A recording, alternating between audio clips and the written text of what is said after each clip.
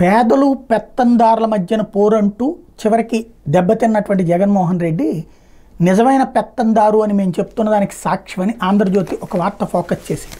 ఇందులో చంద్రబాబు గారు నిన్న అచ్చెన్నాయుడు వీళ్ళందరూ వెళ్ళినప్పుడు కూర్చోబెట్టినటువంటి ఫోటో.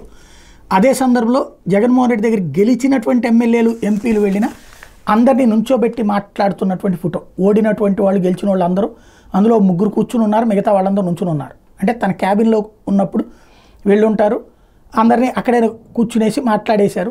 అక్కడ కూర్చోవడానికి కుర్చీలైనా తెప్పించా లేదా కూర్చునే ఏ హాల్లోకి వెళ్ళాలి, అలా కాకుండా అందరు నుంచుని ఉన్నారు. ఇది పెత్తందారులదా? ఎవరు పెత్తందారు వీళ్ళిద్దరిలో? ఇప్పటికి కూడా పెత్తందారితనం అన్నటువంటిది వదలనటువంటిది జగన్మోహన్ రెడ్డిది. ఎవరితో మాట్లాడడు, ఎవరిని కలవడు, ఎమ్మెల్యేలను కూడా కలవడు, ఎంపీలను కూడా కలవడు, బయట నుంచి బయటే పంపించేస్తాడన్నటువంటి దానికి ఆయన సరి చేసుకోకపోవడమే ఓటమికి కారణం. ప్లస్ ఇప్పుడు కూడా ఇట్లాగేనా అన్నటువంటిది నిలదీసింది ఆంధ్రజ్యోతి.